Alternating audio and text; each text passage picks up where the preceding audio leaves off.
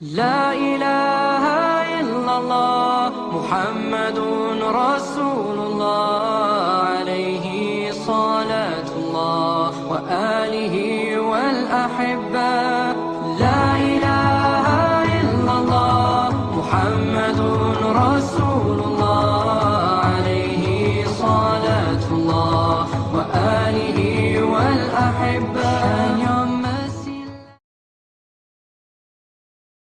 hanya zikir, bacaan-bacaan tertentu dari ayat Allah dan doa-doa Nabi dan amalan-amalan tertentu yang diajarkan Rasulullah yang dapat menjaga umat manusia dari mara bahaya apapun yang akan dihadapinya dalam waktu dekat ini. Bapak Ibu yang dimuliakan. Dan udah keluar belum sekarang? Bu, udah keluar belum? Udah keluar belum? Belum. Ingat, Dajjal hanya akan keluar nanti ketika Al-Mahdi sudah muncul. Siapa Al-Mahdi? Al-Mahdi adalah cucu kandung Nabi Muhammad sallallahu alaihi wasallam. Namanya sama dengan nama saya, nama ayahnya sama dengan nama ayah saya. Nabi menyebutkan ciri-ciri hidupnya, bagaimana bentuk alisnya, bagaimana yang disebutkan lengkap dari ujung kaki ke ujung rambut.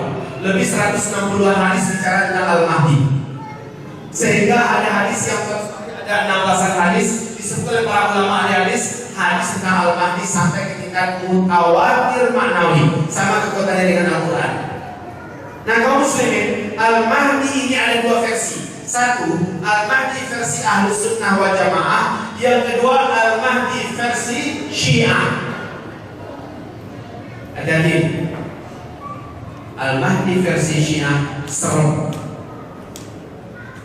Mereka katakan di buku-buku hidup Syiah mengatakan saat Al-Mahdi mereka muncul, dan mereka yakin sudah dekat sekali, dan mereka sudah siapkan kudanya, mereka sudah siapkan pelananya, pedangnya, dan mereka yakin dalam tahun 1, 2, 3 tahun ini Al-Mahdi mereka akan muncul. Itu keyakinan mereka. Seperti kita juga yakin, hanya saja kita gak nyiapin kuda untuk Al-Mahdi. Kalau mereka sudah siapin, kata mereka, Al-Mahdi kami nanti kalau muncul, pertama tugas Al-Mahdi adalah pergi ke Madinah, menghidupkan Abu Bakar kembali dan Umar bin Khattab, lalu disiksa, dibunuh, mati, hidupkan kembali, disiksa, dibunuh, mati, hidupkan kembali. Aisyah istri Nabi juga dibangkitkan lalu dirajam sampai hari kiamat. Kemudian Masjidil Haram akan diratakan dengan tanah suci akan dipindahkan ke Qum dan Karbala. Lalu seluruh Ahlus Sunnah wal Jamaah, orang Islam di bumi yang tidak mau bergabung dengan Syiah akan dibantai. Bumi ini akan mengalir darah-darah haramnya dari orang-orang Ahlus Sunnah wal Jamaah kita. Semua masjid-masjid Ahlus Sunnah wal Jamaah sama seperti di Iran akan diratakan dengan tanah. Serem tak Al-Mahdi mereka? Alhamdulillah Al-Mahdi macam ini tidak pernah muncul selama-lamanya, karena hadis mereka palsu semua. Tapi Al-Mahdi kita ini hadisnya terjaga, hadis sahih. Para ulama ahli hadis dan para ulama ahli sunnah jamaah sepakat mengatakan mereka muncul, Al-Mahdi ini muncul dengan ciri-ciri dan tanda-tanda tertentu. Fisiknya, keadaan politik yang ada pada masa itu, keadaan alam yang ada pada masa itu, keadaan moral yang ada pada masa itu, disebut oleh Nabi. Hamba Allah, ibu, ini yang paling penting. Dan Al-Mahdi muncul sebelum Dajjal. Ini Al-Mahdi. Nah, namanya siapa tadi? Namanya sama dengan nama aku, kata Nabi Muhammad. Nama ayahnya sama dengan nama ayah Muhammad bin Abdullah. Usianya diangkat oleh Allah menjadi Al-Mahdi tepat di usia Nabi Muhammad diangkat oleh Allah menjadi Nabi dan Rasul, usia 40 tahun. Hidupnya lurus dan mancung. Jadi hidup kayak gini, ini nggak punya syarat menjadi Al-Mahdi. Yang ngaku akulah Al-Mahdi, itu Al-Mahdi abal-abal. Dan saya pernah di Malaysia datang seorang anggota nasyid Rehan untuk pintu kamar hotel saya jam setengah 1 malam, tega amat. Saya jam setengah 12 baru nyampe di hotel, udah kecapean Pak, mulai dengan mata. Pak Kiai, nah saya panggil Pak Kiai. kaum muslimin akan memuliakan? Saya jawab, ya. Siapa? Saya Pak Kiai. Saya mau tanya, ada satu hal yang saya soalkan. Minta maaf, besok saja ya daripada itu. Tak boleh besok Pak Kiai. Mesti malam ini juga, saya ini sudah berangkat pergi. Lalu saya intip, siapa dia orang? Memang orang di luar itu. Saya pikir cing, saya kan mau ganggu saya tidur. Ya, saya buka pintu. Saya coba perlihatkan kepadanya biji mata saya yang sudah hampir tertutup violet, menunjukkan saya ngantuk ya, biar dia kasihan sedikit. Ternyata tak ada rasa kasihan. Boleh saya masuk pakai? Ya silakan, silakan. Saya coba layani dia bicara dengan mata yang masih saya perhatikan. Memang berat, asli. Lalu katanya Pak Kiai, minta maaf saya mengganggu. Saya tahu ini tak selesai Pak Kiai. Saya dengan cakap dalam pengajian saya bahwasanya Al-Mahdi itu akan muncul dari Malaysia nih. Langsung besar di mata saya. Sekejap ya. Saya otakkan betul. Cuci muka, sudah saya duduk. Saya jelaskan kepadanya siapa Al-Mahdi itu, di mana dia muncul, dalam kondisi apa dia muncul, bagaimana bentuk wajahnya, alis matanya, bagaimana jidatnya, rambutnya, tingginya, warna kulitnya, bidang dadanya, bahkan bulu yang ada di dadanya dijelaskan oleh Nabi seluruhnya, cara bicaranya, bibirnya, bahkan giginya. Gigi Al-Mahdi itu bukan gigi berantakan gigi. Gigi Al-Mahdi itu kalau satu benang kata Nabi dimasukkan akan bisa diserang oleh benang. Kalau giginya rapat, gigi macam-macam apa ini nggak laku jadi Al-Mahdi. Nah, hamba Allah yang kami muliakan, dan dia tinggal di Medina, bukan di Malaysia. Dia tinggal di Medina. Nanti dia akan dikejar oleh 300 pasukan Sufyani dari Damaskus. Pasukan itu mengejar dengan lewat darat. Laki-laki itu sadar bahwa dirinya diincar untuk dibunuh. Dia mulai berjalan kaki. Coba lihat, dia lagi berjalan kaki. Yang mengejar pasukan berjalan kaki dari Damaskus mengejar ke Madinah. Dia tahu bahwa dia akan dibunuh. Dia lari ke Mekah. Saat dia sampai ke Mekah, yang mengejarnya sampai di Baidah. Baidah itu adalah nama sebuah kota kecil perbatasan antara Mekah dengan Madinah. Ya. Saat itu seluruh orang-orang yang ada di kota Al-Baidah digoncangkan dengan gempa yang hebat, lalu terbelahlah bumi, masuklah gedung-gedung, bangunan-bangunan, rumah-rumah, dan penduduk masuk. Termasuklah 300 orang yang mengejar ini, 299-nya tenggelam masuk dalam bumi di Al-Baidah. Jadi orang kepar dengan kejadian itu. Ini daerah kita ini. Cilandak, ibaratnya Cilandak gempa hebat, hanya Cilandak saja. Kemudian terbelahlah tengah-tengah Cilandak ini. Seluruh gedung-gedung, seluruh apapun yang ada di atas dan manusia yang masuk ke dalam tanah. Satu orang saja yang Allah izinkan selamat. Satu orang itu adalah yang dari 300 tadi, hanya satu orang yang Allah izinkan selamat. Dia kembali mengabarkan kepada kaumnya di Damaskus, karena kami tenggelam. Sementara penduduk Mekah mendengarkan kabar seorang laki-laki dikejar yang mengejar dan tenggelam di Al-Baidah, maka penduduk Mekah sudah penuh keyakinan memang itulah calon Al-Mahdi yang kita tunggu-tunggu. Akhirnya mereka menyebar, mencari-cari di mana laki-laki yang sudah masuk Mekah ini. Ciri-cirinya jelas kan? Alisnya, hidungnya, pelipisnya, pipinya, itu telinganya, rambutnya, giginya, warnanya, warna-warnanya jelas. Maka nggak bisa sembunyi laki-laki ini, Pak. Nah, salah satu adat masuk Mekah, Pak, wajib tawaf kan? Wajib tawaf kan? Disebut dengan tawaf dulu. Siapapun yang masuk Mekah harus tawaf dulu. Belum boleh aktivitas apa-apa sebelum tawaf. Maka laki-laki yang masuk ini langsung tawaf sambil mencoba menyembunyikan wajahnya. Dia tawaf mengelilingi, bukan ekor ya, mengelilingi Ka'bah. Saat dia berada antara rukun Hajar Aswad dengan makam Ibrahim, saat dia sampai di posisi situ, dia didapati oleh orang yang mencari-carinya. Langsung ditangkap. Ya masyarakat muslimin, alumu ila hajatikum, wahai muslimin, yang kita cari-cari ini dia, ini orangnya. Maka dia coba memberontak, dia mencoba melepaskan diri. Orang mengepungnya, lepaskan saya, lepaskan. Tidak, Enggak, bukan saya orangnya. Kalian salah orang. Enggak salah, kamu enggak. Mirip semua ciri-cirinya ada pada kamu. Kalau Al-Mahdi sekarang ngaku enggak? Aku Al-Mahdi loh, ayo baik. Kalau Al-Mahdi ini nolak. Enggak, bukan saya. Kalian salah orang. Lalu dia coba melepaskan diri, dan akhirnya dia lari. Sembunyi dia. Kaum muslimin, di malam harinya kata Rasulullah, fa aslahahu Allah fi lailatin. Allah mengislah Al-Mahdi laki-laki ini dalam satu malam, sebagaimana Allah mengislah Musa dalam satu malam. Dari Musa, memang kamu ladang. Diberi dia bekal. Senjata kamu Musa hari ini hadapi Firaun. Nanti Al-Mahdi juga dalam satu malam Allah islah dia dalam satu malam itu, sehingga dia siap untuk menerima beban yang super berat, memimpin seluruh umat Islam di dunia, mempersatukan kembali kekuatan Islam di dunia. Barulah besoknya dia tampil kembali di tawaf, ya, dan dia menerima dibaiat. Barulah dia dibaiat. Yang membaiatnya 300-an orang, persis seperti pasukan Badar Rasulullah Sallallahu Alaihi Wasallam. Nah, ciri-ciri Al-Mahdi itu akan muncul. Bapak Ibu, sekarang ini akan membuat Bapak Ibu terhentak. Saya tidak mau lama-lama, tapi saya usahakan agar misi ini sampai. Biar Bapak Ibu jangan masih menghayal dunia ini masih lama. Jangan Bapak Ibu menghayalkan bahwa pertarungan dan pertempuran kita melawan setan jin, setan manusia masih lama. Sebentar lagi Pak, tapi wajib kita jadi pemenang. Harus setan jin kita harus menang, setan manusia kita harus menang. Yang manapun, maka kita akan berakhir.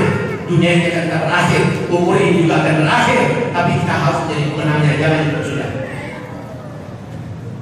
Ini ciri kemunculan. Ini yang paling penting. Al-Mahdi tidak akan muncul kecuali pada zaman dia akan muncul, bumi akan dipenuhi satu, huru hara dan kegaduhan di mana-mana. Huru hara dan kegaduhan. Dan saya jujur sekali, suara saya cukup besar menimbang. Huru hara sekarang di tengah huru hara seluruhnya. Hampir seluruh wilayah sekitar Timur Tengah ribut gak seluruhnya. Bahkan sampai di Indonesia ada huru hara gak?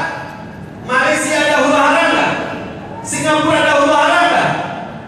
Belum sampai ke puncaknya, tapi di Timur Tengah sudah hampir sampai di puncaknya. Baik, kemudian berikutnya Al-Mahdi hanya akan muncul ketika fitnah di Syam Barat. Fitnah di Syam, fitnah Syam. Syam ini di mana tadi Pak?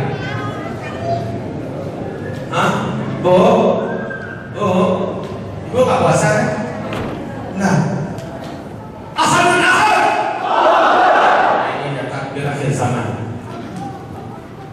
Kaum Sunni, Syam itu adalah Palestina, Syria, Lebanon, Yordania.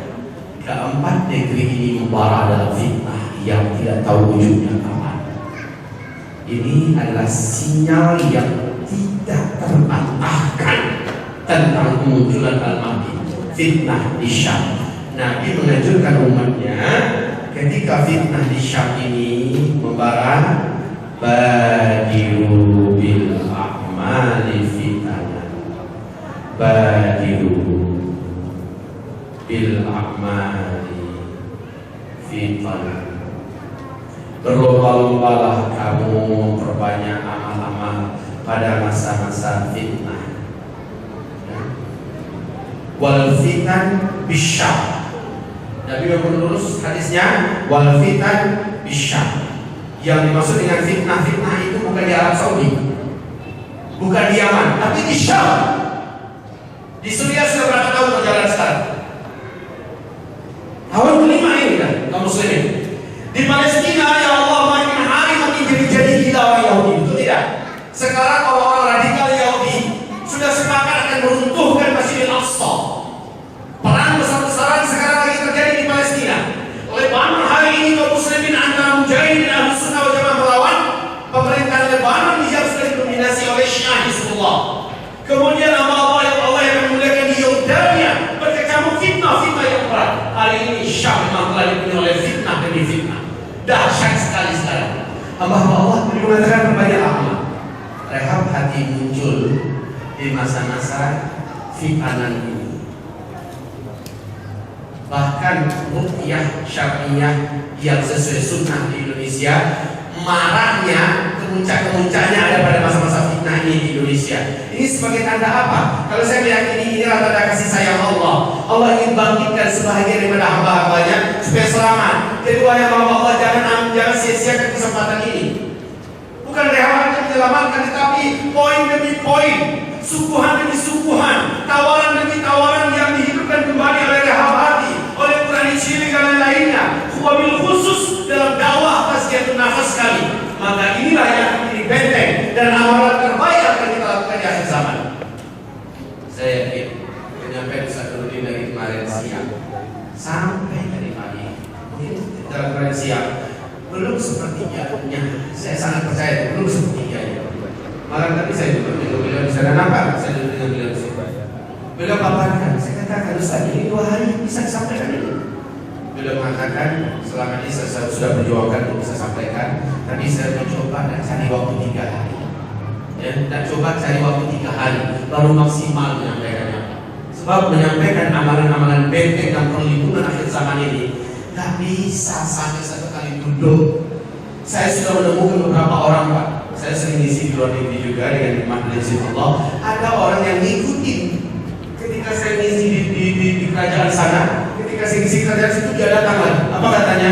Saya kadang-kadang menemukan yang lebih hebatnya dari yang kedua daripada yang pertama. Ketika saya kemarin di Bukit Tinggi, Pak, di hotel apa namanya Karisma, ada dari Malaysia satu rombongan datang khusus ikut training bersama saya. Training dari hati kita. Apa kata mereka? Ini lebih lengkap kami dapatkan daripada yang pertama. Bahkan ada Dr. Firdaus namanya, dia adalah seorang ustaz dan ulama di Malaysia.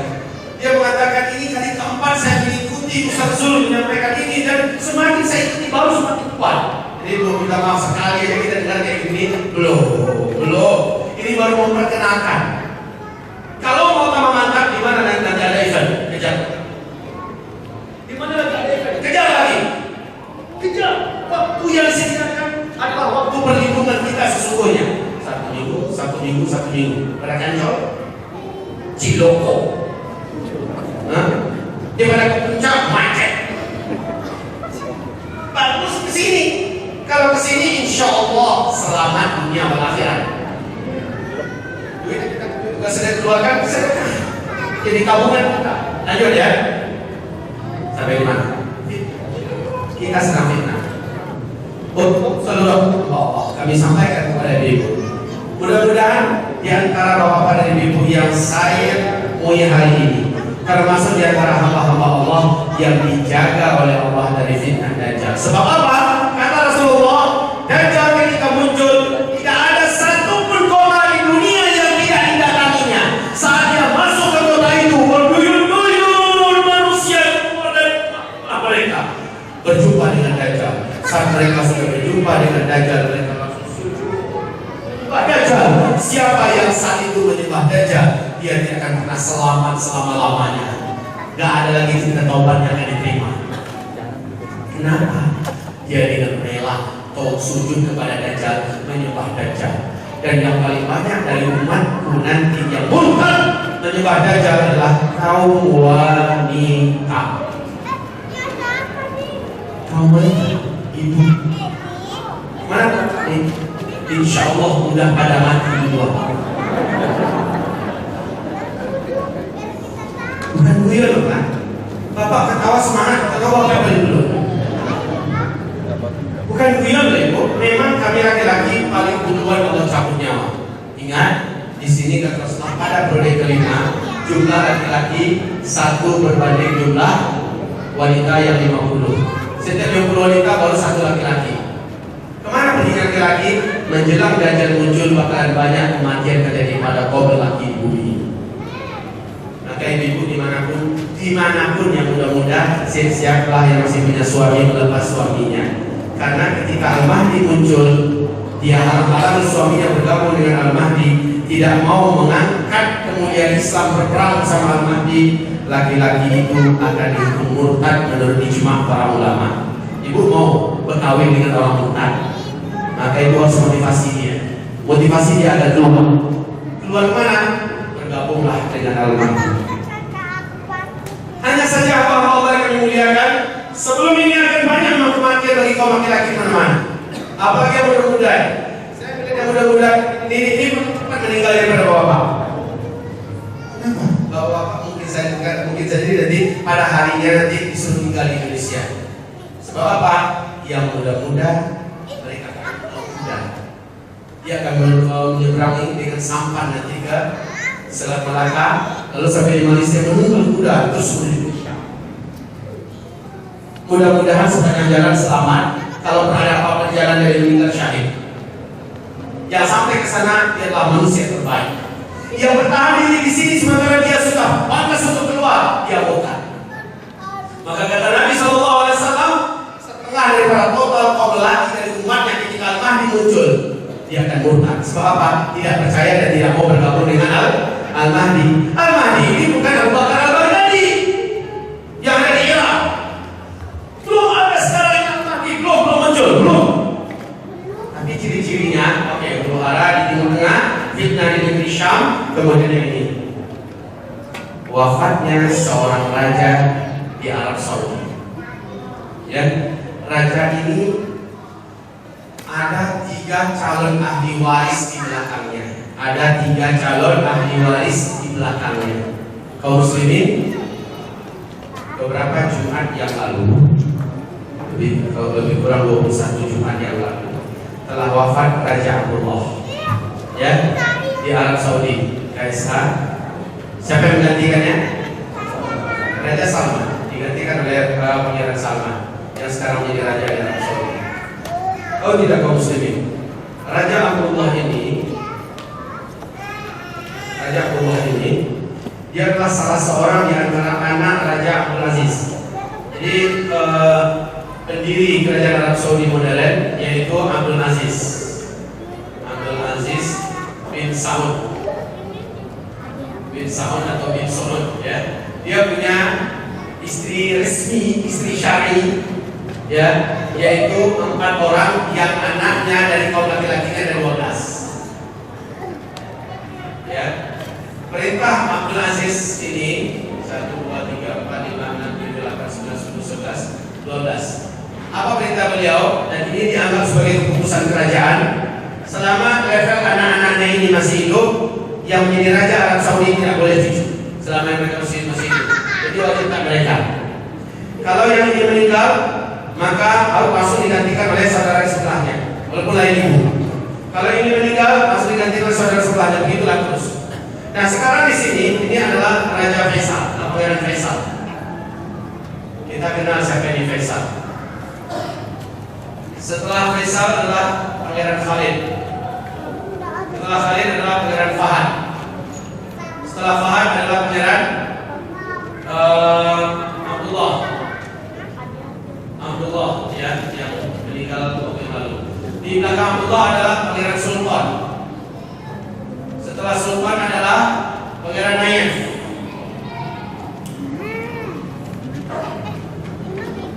Setelah Pangeran Nayef adalah Pangeran Salman. Setelah Pangeran Salman yaitu Pangeran Tolal.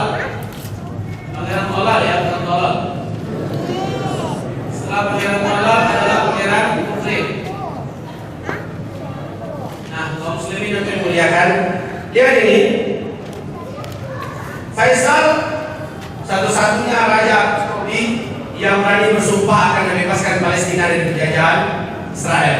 Lalu dia berakhir dengan dibunuh oleh ponakan kandungnya sendiri yang baru kembali dari Amerika. Ditembak di Irak.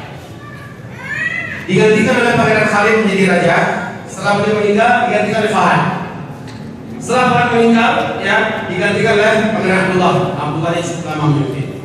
Saat 2008, Pangeran Raja Abdullah ini divonis oleh medis internasional sudah mati secara medis. Secara klinis sudah dianggap mati. Ya, lalu dibaiatlah 3 orang calon raja berikutnya sepeninggal beliau. Nah ini yang dibaiat itu oleh Raja Abdullah, ini sudah meninggal. Abdullah membaiat 3 orang berikutnya setelah dia, Salman, Nayef, dan Sultan. Setelah beliau di 2008, ya, ternyata hidup aja dia masih sampai dulu semua. Dan Pangeran Sultan lebih dulu meninggal dunia meninggal dulu pada tahun 2011. Tahun berikutnya 2012 pada bulan Juni, tanggal 6 Juni kalau saya tidak silap ya, Pangeran Naif menyusul meninggal dunia. Artinya yang habis dibaiat untuk tinggal cuma satu, Salman. Ya. Jadi amal Allah yang dimuliakan, maka pada bulan Februari 2014 dibayar 3 orang pangeran ini untuk menjadi pengganti berikutnya. Ingat ya, ada Nabi saat meninggal seorang raja yang memimpin Hijaz, Mekah, Madinah dan Taif, akan ada 3 calon pengganti yang nanti akan saling menjatuhkan, saling berperang. Ini mereka 3 yang tersisa. Singkat cerita kaum muslimin, saat Salman ini naik, satu-satunya anak daripada Raja Abdul Aziz bin Saud yang paling taat itu adalah Salman. Dan Salman ini sangat tidak diingini oleh Barat. Dia sangat tidak disukai oleh Yahudi. Makanya semasa Raja Abdullah masih hidup, Pangeran Salman ini agak sering diperlakukan dengan agak sedikit dikucilkan, walaupun dia diberikan jabatan hanya sebagai gubernur saja, ya, di Riyadh. Dan hak-haknya juga banyak yang sementara muslim yang dimuliakan, dia sekarang menjadi raja, maka semua cita-citanya dia wujudkan sekarang. Tahu kan, Bapak Ibu? Kenapa Salman ini dibenci? Pertama, karena Salman dari dulu adalah binaan atau kader, salah satu kader daripada Ikhwanul Muslimin. Kedua, Salman satu-satunya putra mahkota yang tetap menjaga hafalannya 30 juz, dan dia selalu tetap menjaga sholat berjamaah dari 5 waktu di masjid berjamaah. Masih ingat bagaimana ketika dia baru dilantik, lama kemudian si siapa tuh Mister Obama datang waktu selasar masuk, nggak peduli ya, dianggap dicungkuk saja dia datang, dia langsung pergi ke masjid. Semua orang-orang kerajaan bergabung di belakang beliau, bergabung pergi ke masjid. Tinggal teman-teman aja suami laki bini ini, kalau Obama dengan bininya dan orang lain bersamanya, dia Allah memuliakan. Salman langsung mengumumkan bahwa Ikhwanul Muslimin yang dicap teroris oleh Mesir dan oleh PBB bukan teroris, dia adalah saudara kita. Semua bantuan yang mengalir selama ini kepada Asisi, pemberontak pemerintah resmi yang ada di Mesir oleh Mursi yang terpilih secara demokratis, ya, diberontak oleh Sisi, kemudian dibantu miliaran dolar oleh kerajaan Arab Saudi di masa transisi ini.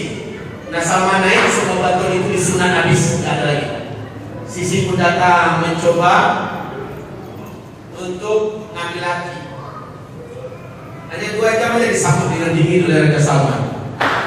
Satu kata, satu jawab. Satu kata dingin sekali. Kenapa? Sisi terkenal membunuh, membantai umat Islam di Mesir lebih dari 7.000 orang dan 300 orang dibakar di Pigo pada hari Jumat. Sampai hari ini Sisi masih membunuh orang. Nah, kaum muslimin yang kami muliakan, Raja Salman tahu nih track record daripada Sisi ini, maka tidak disambut sedikit pun dengan kehormatan. Pulang-pulang Sisi dengan seluruh media masanya mencak-mencak, mengancam semacamnya. Kami tidak akan punya apa semacam terjadi, kami tidak akan bantu segala macamnya. Nah, hamba-hamba Allah yang kami muliakan, tapi ketika Tiger Dogan datang ke Arab Saudi, dirangkul angan-angan oleh Raja Salman, dipeluk 3 hari 3 malam bersama mereka anak-anak. Lalu mereka berjanji bersumpah akan menyelamatkan dan membebaskan Suriah agar Ahlus Sunnah wal Jamaah kembali berkibar di sana. Tapi belum itu diwujudkan, kasus Yaman merebak. Akhirnya Arab Saudi memutuskan Yaman terdekat. Soalnya kalau Yaman dikuasai, maka Saudi pasti sudah terkepung dari seluruhnya. Maka Yaman akhirnya dilindungi dulu. Dalam itu Saudi tidak peduli dengan PBB. Saudi sudah putuskan. Ini keputusan kami, ini urusan rumah tangga kami, tidak ada urusan dengan PBB. PBB kehilangan mitra terkuatnya di Timur Tengah, yaitu Arab Saudi. Sejak Salman naik, Saudi sudah bukan milik PBB lagi, bukan milik Amerika lagi. Makanya dengan ini resmi Amerika Serikat mengumumkan bergabung dan bersatu dengan Iran, musuh bebuyutan Saudi. persilakan Iran memperbanyak penduduk segala macamnya. Ya, semua bantuan militer yang diperlukan untuk menghabisi Ahlussunnah wal Jamaah di Timur Tengah dibantu oleh Amerika Serikat. PBB bersama dengan ini. Akhirnya umat Islam Ahlussunnah wal Jamaah betul terjepit. Nah, hamba yang kami muliakan, Salman sempat-sempatnya berpidato begini, masih ada di YouTube. Selepas Yaman selesai, insya Allah kita akan langsung ke Palestina, kita akan bebaskan Al-Aqsa. Kemarin dia terbaru bersumpah Salman, ini yang terbaru ini Pak, bersumpah Salman. Selagi dia masih hidup, dia akan bebaskan Al-Aqsa, dia akan lindungi Al-Aqsa semampunya, dan dia akan gerakan di tengah untuk melindungi Al-Aqsa. Masya Allah. Jadi kalau muslimin orang macam ini biasanya dibunuh kan? Setuju? Seluruh ulama Ahlussunnah wal Jamaah sepakat melayangkan surat kepada Raja Salman, kami mencintai engkau, kami merindukan pemimpin-pemimpin ini akan seperti engkau. Ya, orangnya sudah tua, sudah 79 dan 80 lagi umurnya Raja Salman. Itu pun banyak penyakit dalam badannya Pak. Saya sudah mendengar sekarang ada konspirasi upaya-upaya pembunuhan terhadap beliau. Bagaimana nasib Pangeran Tolan? Ini termasuk orang terkaya nomor 6 di dunia. Secara resmi diusir oleh Raja Salman sebagai anggota kerajaan. Kenapa? Ini tukang maksiat yang luar biasa. Dengan fulusnya, fifulus, klise fulus, mafifulus mamfush. Kalau punya itu dan dia diusir dari kerajaan Arab Saudi, yang terjadi apa? Marahnya pasti. Sementara Mukrin, dagingnya, otaknya, darahnya 100% adalah kiblatnya ke barat. Loyalitasnya pada Yahudi. Salman tahu ini orang berdua tidak layak menjadi raja Arab Saudi berikutnya. Makanya Salman beberapa Jumat yang lalu meresmikan melantik 2 calon raja setelah beliau. Ya, yang pertama anak-anak daripada saudara kandungnya Nayef, saudara satu ibu satu bapak ya. Muhammad bin Nayef namanya, Muhammad bin Nayef. Dan ini adalah Muhammad bin Salman. Kalau Muhammad bin Nayef meninggal, berikutnya mengganti adalah Muhammad bin Salman. Artinya dua hak orang ini sudah dicopotnya. Otomatis mereka ini marah. Kedengaran sekarang enggak kan? Kayaknya kurang aja. Ada kurang muslim. Saya punya sahabat dan saudara di Timur Tengah sekarang di Masjid Arab, ya. Mereka ini apalagi yang ini dan keturunannya, ya. Di Walid bin Talal, dia juga orang punya power dan harta yang sangat berang karena hak kerajaan berikutnya sudah dicopot dari mereka. Tidak kembali.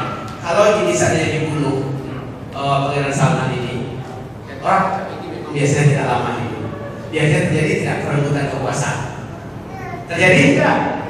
Allah yang kami muliakan, tolong ini, tolong ya, diperbaiki bahasanya, tolong, bukan tolong. Saya katakan dia sekarang merasa terusir dari kerajaan dan memang diusir. Kemarahannya memuncak. Mukrin dicopot haknya sebagai calon raja pengganti setelah Salman. Dibayangkan dua orang ini, kegaduhan apa yang terjadi? Sementara loyalitas mereka pada Islam ini orang yang sangat kuat pada Islam ini, masya Allah, masya Allah, sangat tidak diragukan lagi. Baru saja Salman naik menjadi raja. Seluruh gaji pegawai dan militernya, gurunya, dokter, dan macamnya dibuat 2 kali lipat.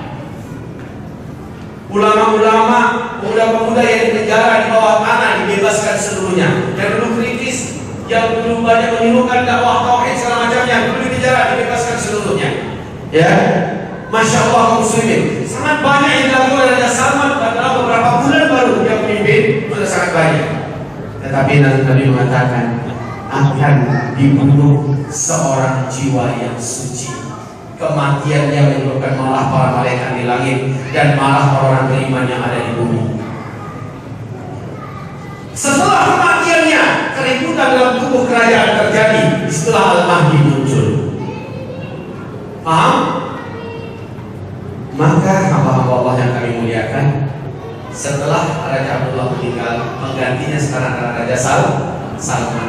Sepertinya kita menunggu Raja Salman ini mungkin dikudeta oleh 2 saudaranya ini, atau dia dibunuh, lalu setelah itu keributan dalam rumah tangga kerajaan Arab Saudi. Kalau itu benar terjadi, lalu gempa pada tahun yang sama susul di Arab Saudi, lalu jamaah haji di Mina tahun yang akan datangnya. Tadi ini udah mulai, Pak. Saya sudah menjelaskan sebelumnya di YouTube, saya sudah jelaskan sebelumnya di Besar TV, saya sudah pernah jelaskan sebelumnya bahwa akan terjadi kekacauan dan keributan di Mina, dan pelakunya adalah Iran. Dan benar, sekarang ini resmi Iran mengakui bahwa kematian 717 jamaah yang ada di Mina adalah kesalahan daripada jamaah dia yang melawan Quds. Dan tahun yang akan datang, seandainya Saudi Raja Salman yang meninggal atau terjadi keributan dalam tubuh kerajaan, gempa susul menyusul, maka pasti, ya pasti, insya Allah Taala pada musim hajinya di Mina akan berdarah-darah kaum muslimin. Sebab apa? Syiah akan mencari-cari itu Ahlus Sunnah wal Jamaah pisau dengan parang, dengan pedang, atau dengan apapun yang bisa mematikan banyak umat Islam. Dan mereka punya sejarah yang sangat banyak di tanah haram membantai umat Islam Ahlus Sunnah wal Jamaah. Pasti terjadi kaum muslimin. Kenapa bisa? Karena pemerintah sedang sibuk ribut bertengkar sesamanya, lalu tidak maksimal penjagaan jamaah haji di sekarang saja 100.000 Pak dikerahkan bala tentara oleh Raja Salman, masih kayak gini yang terjadi. Apalagi nanti ketika mereka sedang kacau sama mereka. Dapat bayangkan nggak? Jemaah haji terbesar setelah Indonesia di Iran. Pertanyaannya, kalau memang Iran suka buat orang selama ini di Arab Saudi, di tanah Mekah, bunuh banyak ribuan orang jemaah haji yang lain-lain, kenapa nggak dilarang saja? Pertanyaan itu kalau ada di kepala bapak dan ibu, kenapa nggak dilarang saja jemaah Iran masuk? Pertanyaan itu sampai sekarang masih mengelayu di kepala saya. Kenapa nggak dilarang saja? Salah satu baru andai-andai kalau dilarang pasti akan terjadi perang besar-besaran, sementara mungkin Arab Saudi memang belum mampu secara militer menghadapi Iran. Tapi percaya kalau ini terjadi, saya yakin bapak pun akan siap ke Arab Saudi sambil haji kalau jadi, itu sambil umroh atau nggak sambil memang perang siap melawan Iran. Betul tidak? Tiga orang yang jawab. Betul. Ahad.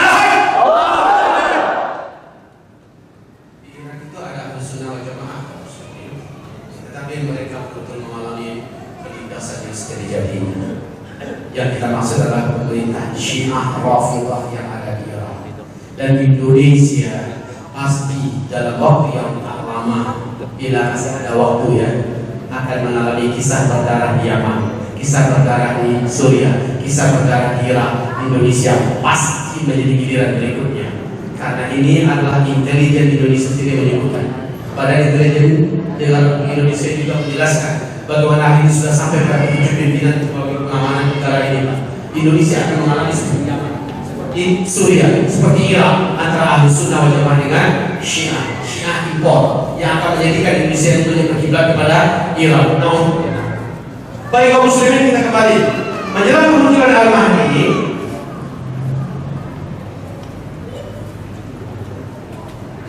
Jelas semua ya?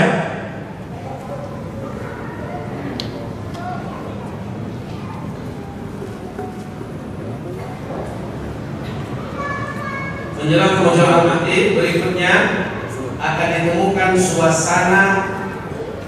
Nabi berkata bahwa Al-Mahdi akan muncul di musim salju, dan kalian ketika dia muncul wajib berbaiat kepadanya, bergabung di belakangnya walau merangkak di atas salju. Merangkak di atas salju. Oke, pertanyaan saya, mungkin nggak Arab sepanas itu turun salju di sana? Tapi sudah terjadi nggak? Pertanyaan bukan mungkin lagi, tapi sudah terjadi kan? Sudah. Perjalanan tahun kelima sekarang kaum muslim. Arab Saudi hari ini betul-betul terlihat. Alhamdulillah. Kalau misalnya saya presentasi di mana-mana macam ini, saya sampaikan langsung slide yang muncul. Wah, nampak langsung kaum muslimin. Kayaknya ustaznya harus ikut terus. Atau saya ikut terus pasal repot program yang sama di mana-mana. Nah, sinergi ini kaum muslimin. Ini nggak pernah sebanyak apa sepanjang sejarah. Jazirah Arab itu dari salju sekarang udah 5 tahun berturut-turut kaum muslimin. Bahkan beberapa masa yang lalu dia sampai 1 meter dari Kabul sampai ke Gaza, Palestina. Saljunya sampai 1 meter. 1 minggu lah pesawat bisa dilihat. Mobil tidak boleh keluar. Mana peraturan itu sekarang? Pertanda Al-Mahdi memang seakan-akan akan akan keluar. Baik kaum muslimin, lihat tahun ini unik nggak di Arab Saudi? Musim haji ini unik tidak? Apa yang Bapak Ibu bisa kumpulkan? Yang musibah yang terjadi satu, badai gurun yang membuat gelap gulita apapun. Kemudian yang kedua, hujan lebat yang diiringi dengan guntur dan petir yang sangat hebat. Ya, menjadi salah satu tren daripada teknologi tercanggih milik Bin Laden patah dan runtuh, lalu menewaskan ratusan orang. Yang ketiga, hotel di Aziziyah Mekah terbakar, ribuan yang harus diungsikan. Yang keempat, apa kejadian berikutnya? Kriminal, ya, belum di Arafah bu. Ibu nggak dengar berita di Arafah?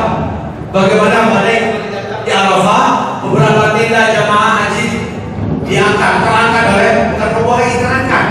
Ya, kemudian kaum muslimin yang akan dimuliakan, tidak sedikit jamaah yang mengalami heat stroke karena panas yang berat pada tahun ini. Karena sebelumnya masih musim dingin tahun yang lalu. Sekarang sudah panas 45 derajat Celcius. Masya Allah kaum muslimin. Lalu di Mina, ternyata aparat keamanan tidak mampu membendung dari desakan dan tekanan yang luar biasa dari jamaah haji Irak yang biasa selalu menyelisih Ahlussunnah wal Jamaah. Lalu ratusan yang meninggal dunia. Akan ada lagi ancaman berikutnya pasti. Allah yang kami muliakan, inilah tahun-tahun kekacauan di Arab Saudi. Saya katakan sekali lagi, tapi belum final, belum final. Finalnya nanti kalau sempat Raja Salman dibunuh, lalu terjadi perang saudara dan tubuh kerajaan memperebutkan kekuasaan, lalu di tahun yang sama gempa susul-usul di Jazirah Arab, ya, maka sudah dapat diyakini pada bulan Ramadannya akan terjadi hantaman meteor dari langit yang menyebabkan teknologi berhenti. Lalu musim hajinya terjadilah pembakaran di besar-besaran. Nah, pada Muharramnya barulah Al-Mahdi muncul. Ya, baru Al-Mahdi muncul. Sama-sama kita lihat saja. Tapi kalau belum ada gempa-gempa di Jazirah Arab, belum, maka belum ya, belum meninggal Raja Salman, masih hidup, alhamdulillah. Masih banyak yang dapat dilakukan oleh Raja yang mulia ini untuk menyelamatkan kaum muslimin. Saya katakan tadi, jiwa yang suci dibunuh. Siapa Nafsul Zakiyah itu? Menurut analisis kami, yang pasti dan maha tahu, orang yang patut disebutkan jiwa yang suci, wallahu a'lam, adalah Raja Salman.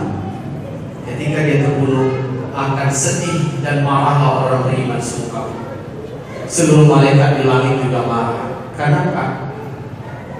Dia juga ada dosa, tetapi terus terang saya katakan, saya dulu termasuk orang yang benci dengan Saudi, terus terang. Tapi setelah Salman naik, saya jatuh cinta, saya penuh-penuh jatuh cinta kepada Salman. Setelah semua apa yang dilakukan untuk Islam dan kaum muslimin, apalagi para ulama Ahlussunnah wal Jamaah dari berbagai lembaga di dunia mengirimkan surat resmi keberpihakan mereka dengan Raja Salman, jatuh cinta ini lebih besar. Nah kaum muslimin, Nabi mengatakan jika jiwa suci itu terbunuh, maka seluruh orang beriman di muka bumi marah, para malaikat di langit marah, lalu keributan terjadi dalam tubuh kerajaan, dan situlah Al-Mahdi akan muncul. Tidak ada yang akan memimpin Makkah dan Madinah setelah itu kecuali langsung cucu kandung Nabi Muhammad. Artinya saat-saat yang semua Rasulullah sudah di gerbang mata kita masing-masing. Al-Mahdi memang sudah sangat dekat akan keluar. Jika ia keluar, tidak dapat lagi dielakkan, Dajjal pasti muncul setelah itu. Yang akan mempersatukan Islam adalah Al-Mahdi. Sekarang Pak makin ke ujung, makin berderai kita, makin bercerai, makin pecah belah. Baik kaum muslimin, seterusnya apa? Sungai Efrat mengering. Efrat. Coba lihat Sungai Efrat. Tahu di mana Sungai Efrat? 3 sungai terbesar di Timur Tengah, Pak. Apa yang pertama? Sungai Nil. Sungai Nil. Yang kedua Sungai Efrat. Nah, karena terjadi kiamat sampai mengering Sungai Efrat ini. Apabila maka akan muncullah gunung emas yang akan diperebutkan oleh seluruh lelaki di muka bumi. Setiap 100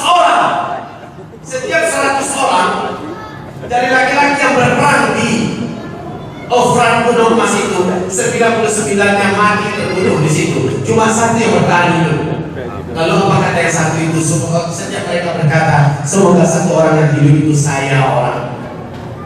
Saking rakusnya mereka mendapatkan gunung emas ini. Perang seluruhnya. Sungai Ofrat hari ini di Irak. Mulai tanggal 12 Februari, New York Times 2013 telah resmi mengumumkan bahwa menurut pengamatan NASA Amerika Serikat 60% Sungai Ofrat telah kering. 2014 Sungai Ofrat di Irak akan kering total. Ternyata betul tuh. 2014 sudah nggak ada lagi. Sungai Ofrat sudah kering. George Walker Bush. Nah, siapa yang maksud? Siapa ya? Mantan Presiden Amerika Serikat sebelum digantikan oleh Barack Obama. Dia pernah berpidato berapi-api. Apa katanya? Satelit kita telah menemukan adanya potensi emas yang sangat besar di Irak. Dan apapun yang terjadi, Amerika Serikat selaku polisi dunia yang menjaga keamanan, yang menjaga keamanan di mana-mana, akan mengamankan emas ini supaya tidak terjatuh ke tangan-tangan yang tidak pantas. Mari lihat. Ini rahasia kenapa hamba-hamba Allah Bapak Ibu yang kami muliakan. Barack Obama pada bulan Februari 2014 menahan 135.000 bala tentara daratnya pasukan infanti dari negeri Teluk tidak jadi ditarik ke Amerika. Sebab apa? Persiapan dalam rangka mendapatkan gunung emas yang ada di Irak. Negara-negara besar dunia berteknologi tinggi telah mengetahui ada tumpukan emas yang sangat besar dalam berbumi Irak, dan nanti akan keluar mungkin karena hantaman meteor atau mungkin karena gempa, dia akan muncul, dan setelah kemunculan itu baru orang akan perang di sana.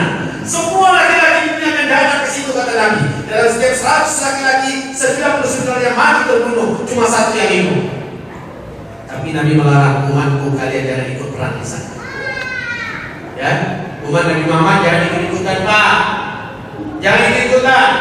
Semoga kaum muslimin, bapak-bapak kami, jangan ikut TNI kita tidak terjebak. Nabi mengatakan jangan ikut perang di sana. Tapi mayoritas laki-laki di muka bumi akan berangkat ke sana memperebutkan gunung emas. Setiap 100 orang mati 99, cuma satu yang hidup. Sekarang akan dipahami enggak? Kenapa berani terima satu laki-laki 50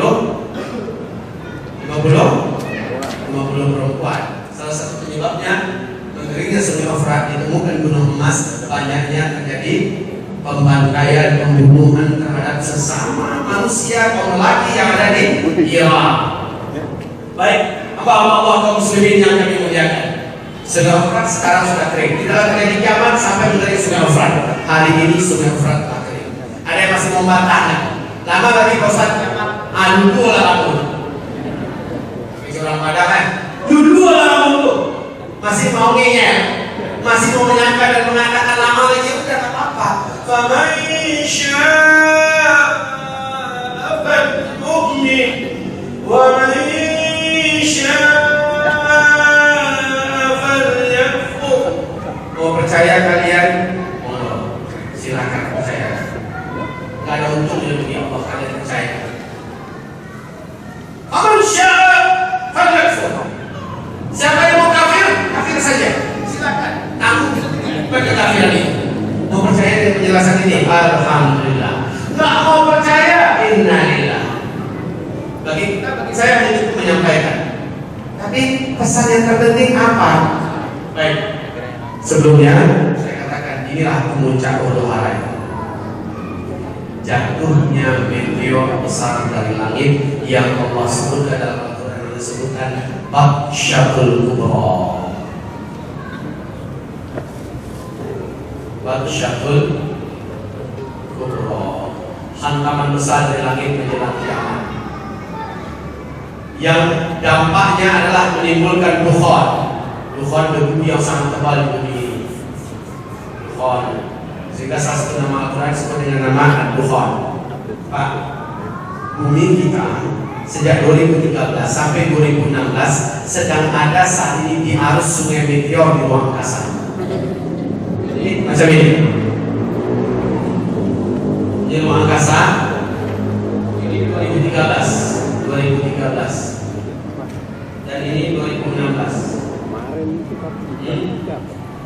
Dulu bumi kita, matahari segala macamnya terus istri, dan mereka juga dalam keadaan bergerak sampai di 2013 ya, pas bumi kita masuk ke area ini. Berarti ada lamanya 4 tahun ada di area hujan meteor yang ratusan juta jumlahnya di luar angkasa. Meteor ini kaum muslimin yang kami muliakan akan menyebabkan teknologi di muka bumi ini berhenti secara total. Ternyata benar. Tahun 2013 ada 3 kejadian meteor menembus atmosfer kita. Pertama terjadi di Siberia, Rusia pada tanggal 14 Februari. Beratnya 70.000 ton, 1.200 orang yang korban. Alhamdulillah jatuhnya tepat di Danau Es, sehingga tidak menimbulkan ledakan yang dahsyat. Meteor yang kedua jatuh masuk tembus ke atmosfer kita, tapi alhamdulillah nggak sampai ke daratan, sudah meledak dulu di atas negara Argentina dan menyebabkan itu pada hari Minggu malam pada tanggal 15 April menyebabkan beberapa kota langsung terang benderang malam itu. Lagi ada konser raksasa ya di Argentina. Yang ketiga jatuh di Los Angeles pada tanggal 7 November. Ternyata Allah berhubung oleh NASA, bumi kita sedang ada di arus sungai meteor. Nah, pertanyaan sekarang adalah apa yang dinyatakan oleh Michel Penn. Bapak Ibu yang kami muliakan, sebelum saya katakan, Bapak masih kenal nggak dengan Albert Einstein? Masih kenal dengan Albert Einstein? Ibu pernah kenal dengan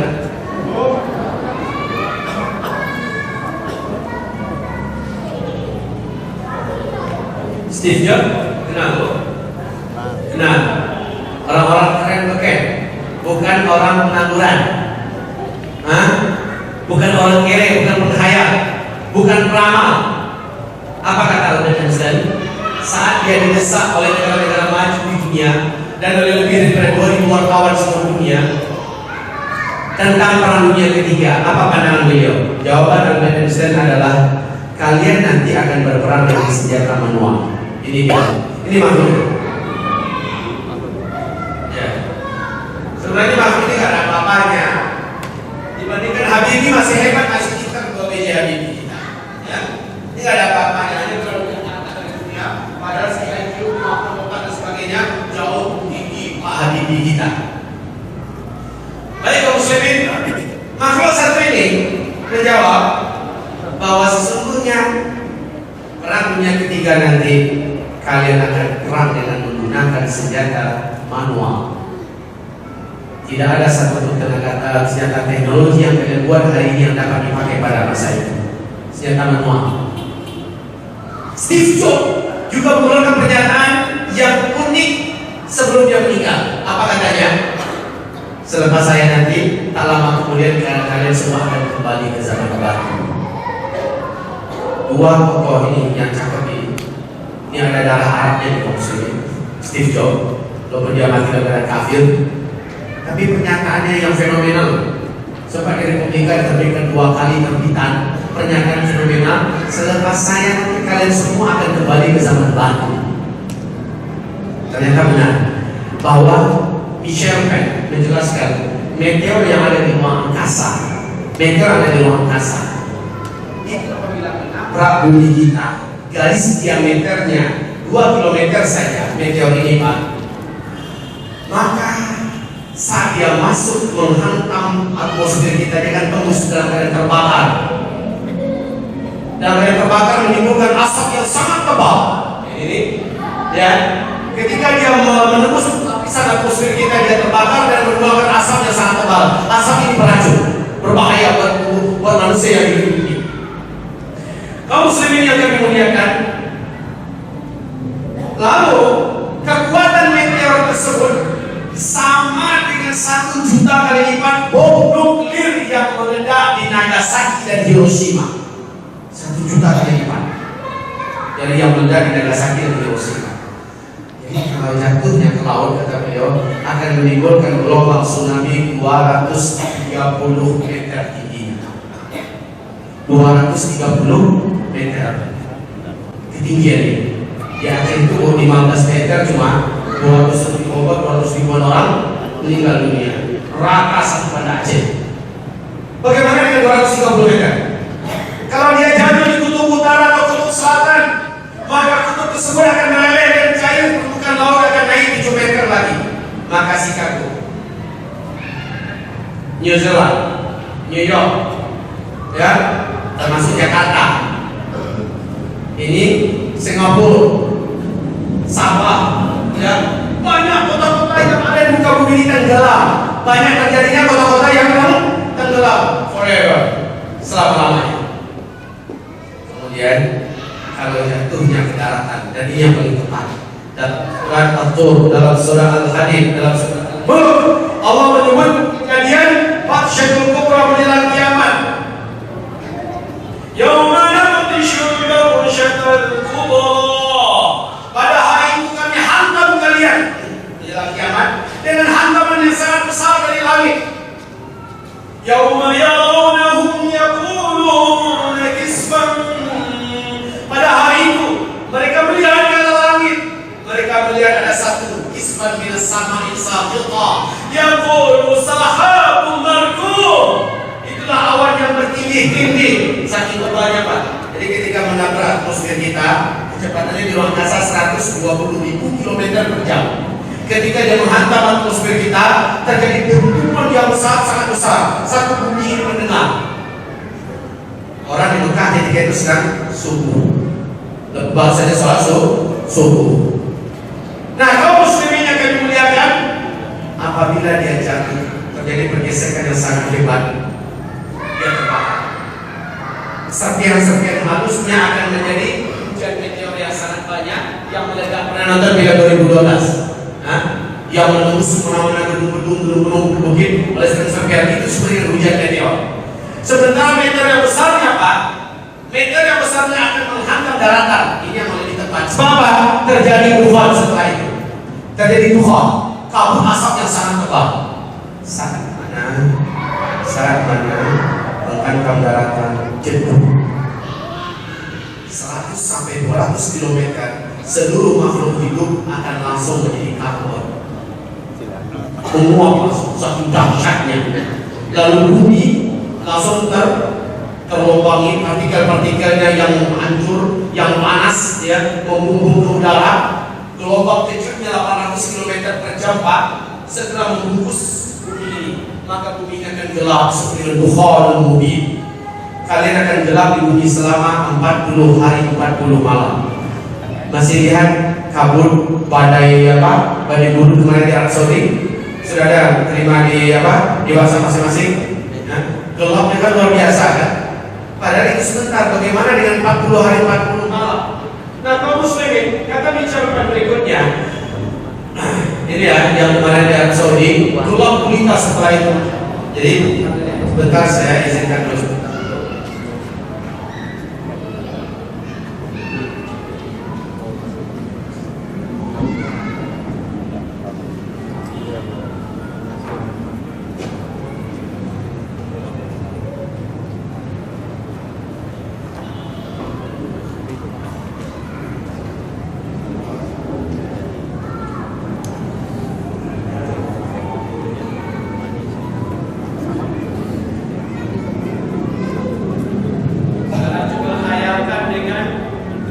Yang terjadi akibat meteor. Sementara itu sangat panas, Bapak, panas sekali, sangat panas sekali.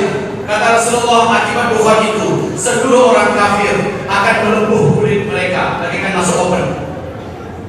Keluar asap dari lubang hidung mereka, dari mulut mereka berasap, dan dari mata mereka merah dan seperti akan keluar. Bahkan dari dubur mereka keluar asap. Begitu dahsyatnya. Abdullah bin Abbas berkata, sama-sama kami mengatakan bahwa meteor sudah lewat malam tadi, berarti besok terjadi tufan. Jadi mereka menghubungkan antara meteor jatuh dengan tufan, para sahabat ini. Nah, kaum muslimin yang kami muliakan, langsung kata Syarifan, beliau mengatakan, saat meteor itu menabrak atmosfer kita, dia mengandung cyanide. Dalam meteor itu mengandung cyanide, yaitu. Nah, pergesekannya yang sangat radikal